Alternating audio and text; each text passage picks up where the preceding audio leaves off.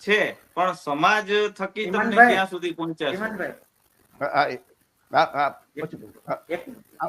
હા બોલો બોલો. હવે અત્યારે એવું છે, માર્કેટિંગ એક શબ્દ છે, માર્કેટિંગ યાદ રાખો. જે માર્કેટિંગ તમને ઉંદરડા ઉપર ગણેને બેહાડ દે, તમે વિચાર કરો, એ આ લોકો એ શીખેલા છે પહેલેથી. અને માનસિક ગુલામ કેમ કરવા, એ આ બધું આમને ખબર છે.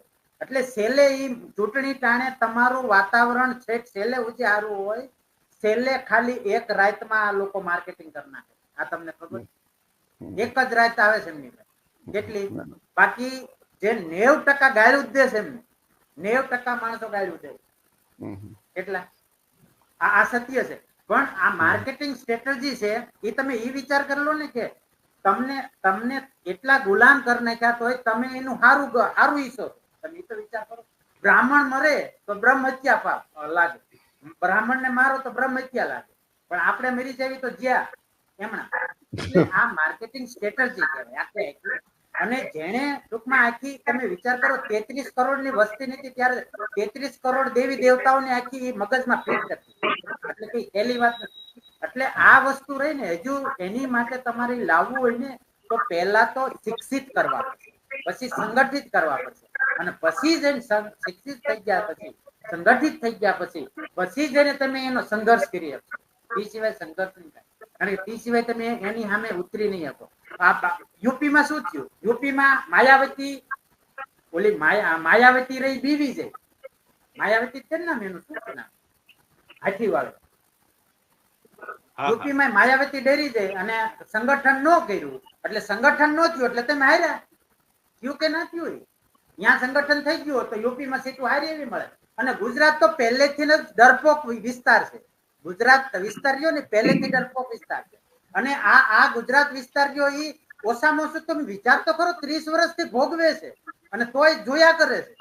તમે વિચાર કરો, એટલે તોય એક વળી તો જ્ઞાનીબેન સિંહણ નીકળી એટલે નીકળી ગઈ. બાકી અહીંયા કણે એક જ એટલું કહી જાય ને કે ભાઈ ધ્યાન રાખજો ને કામ થવાનું છે, એટલે તરત જ જે થાય આપણે દઈ.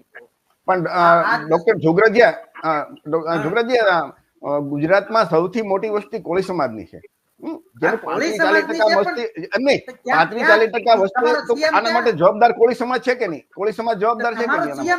ના ના ના, એવું ન કહી શકાય. કોળી સમાજ જવાબદાર નથી. સમજો, જવાબદાર કોણ છે હું તમને કહું. જવાબદાર શિક્ષણ છે. શિક્ષણ નથી લોકોમાં.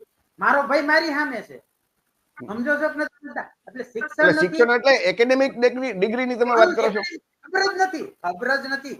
તમારે હજુ ગામડામાં બે ભાઈઓ વચ્ચે બાજણું થાય તો એ બે ભાઈને તમે કાકા મનાવવા જાઓ, બાપા મનાવવા જાઓ, ઓલો મનાવવા જાય, નહીં માને. એમ જોઈજો.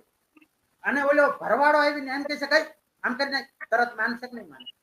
ઓલો આવીને દરબાર આવીને કહે છે કઈ એમ નથી કરવાનું, તરત માનશે. એટલે શિક્ષણનો અભાવ છે, એ વાંધો છે. સમાજમાં વાંક એટલો નથી, સમાજમાં શિક્ષણ નથી. શિક્ષણ નથી એટલે એનામાં સંગઠન નથી આવતું, અને સંગઠન નથી આવતું એટલે એ સંઘર્ષ નથી કરી. એટલે વાંધો આ મોટો છે. અને એટલે છે ટાંગા ખેંચ થવાની કારણ છે. અને મારામાં શિક્ષણ છે તો મને ખબર છે કે મારે કોની યારે શું બોલવાનું છે, કોને શું કહેવાનું છે જાણતો હોય છે, અને ક્યારે શું સમજવાનું છે એ હું જાણતો હોય. એટલે જ્યાં સુધી આ સમજણ નહીં આવે માણસમાં કે આપણા સમાજમાં, ત્યાં સુધી સમાજને ઉપર લાવવા માટે બહુ ટૂંકમાં અઘરું નથી, પણ ત્યાં સુધી સંગઠન નહીં થઈ શકે. ચીમનભાઈ, સંગઠન કરવા માટે શિક્ષણ બહુ મહત્વની વસ્તુ છે. પછી શિક્ષણ પછી એને શિક્ષણ આવી ગયા પછી એનું સંગઠન થશે, સંગઠન થઈ ગયા પછી સંઘર્ષ કરી. અત્યારે બિહારમાં બુદ્ધ ભગવાન થઈ ગયા બિહારમાં, ત્યાં ને બિહારમાં તેનું ઉત્પત્તિ છે ને, તો બિહારની અંદર તમે જુઓ બધા જ આઈએસ ઓફિસરો ત્યાં થાય છે, કારણ કે બુદ્ધિસ્ટ લોકો છે. આપણામાં ઘણું છે બુદ્ધિસ્ટ, એવું નથી, પણ આપણો ભણવાનો હક વયો ગયેલો હતો. આ તો આઝાદી પછી આપણે ભણ્યા ને, આપણે ડોક્ટર થયા, કોઈ પ્રોફેસર થયા, આ ભાઈ ટીચર થયા ની પછી થયા. નહીં તો પહેલા તો કઈ નતું. મારા દાદા હજુ અભણ છે, મારા પપ્પા હજુ થોડુંક ભણેલા છે, એનાથી કોઈ જાજુ છે નહીં. એટલે શિક્ષણ પહેલી વસ્તુ છે.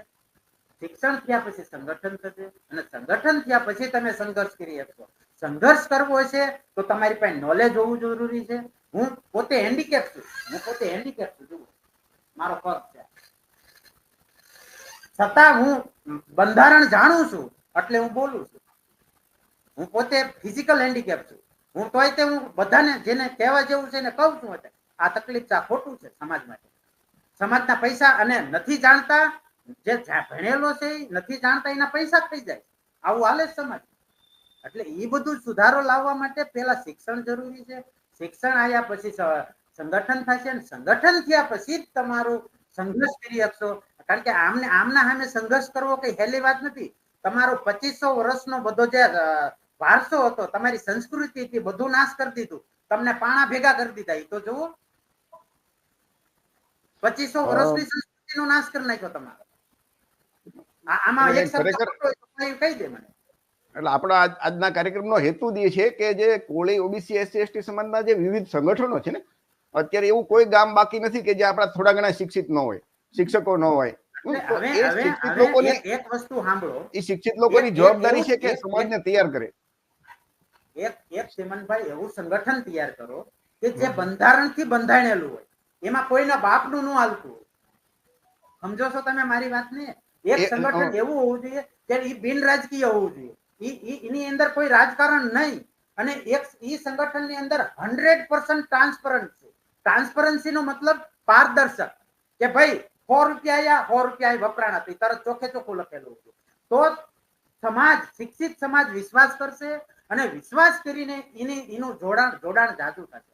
અને એક વસ્તુ કહી દઉં, ડોક્ટર બાબા આંબેડકર જો એ વખતે બધા લડીને જો એટલે પહોંચી ગયા હોય, અને આપણે કઈ ન કરીએ તો હું તો લાલચ છે. આપણી જન્મ દેનારી માં ઉપર આપણને લાનત હોવી જોઈએ કે ભાઈ આપણે પૂરું થઈ ગયું.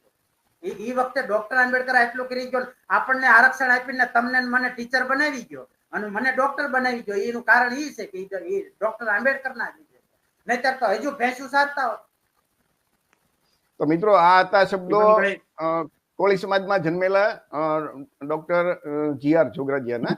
અને આજનો જે કાર્યક્રમનો હેતુ છે ને, કે આપણે જે કોળી સમાજના, ઓબીસી, એસસી ના જે લાખો સંગઠનો છે, આપણે જે ડોક્ટર જોગરાજીયા કહે છે ને કે એક આખું એવું સંગઠન બનાવી, એ શક્ય નથી. પણ જોગરાજીયા, એ તાત્કાલિક શક્ય નથી. અત્યારે તો એવું બને કે જે લાખો સંગઠનો છે એ પોતાનો હેતુ પાર પાડે. એક મિનિટ હું કહું. એ પોતાનો હેતુ જે નાનો એવો હોય એ તો રાખે જ, પણ સાથે જે આજની આપણી જે વિચારધારા છે, જે મુદ્દા છે, એ સંગઠનના એ પણ મુદ્દા હોવા જોઈએ. એનું કારણ હું તમને કહું કે આપણે રાતોરાત બધે નથી પહોંચી શકવાના, પણ લાખો સંગઠનો છે જો આજના મુદ્દા વિચાર છે, અને આ વિડીયો છે ને એ યુટ્યુબમાં પડ્યો રહેવાનો છે. એટલે આપણા વિસ્તારના જે શિક્ષિત લોકો છે એ જે તે વિસ્તારમાં યુટ્યુબમાં ચડાવી દે, ટીવીમાં જોઈ શકાશે, મોબાઈલમાં જોઈ શકાશે, અને લોકોને જાગૃત કરે કે ખરેખર આપણા સમાજમાં આવી વિચારધારા હોવી જોઈએ. ભલે સંગઠનો લાખો હોય, પણ વિચારધારા એક હશે ને તો એ પરિવર્તન આવશે. કેમ કે સમાજમાં વિચારથી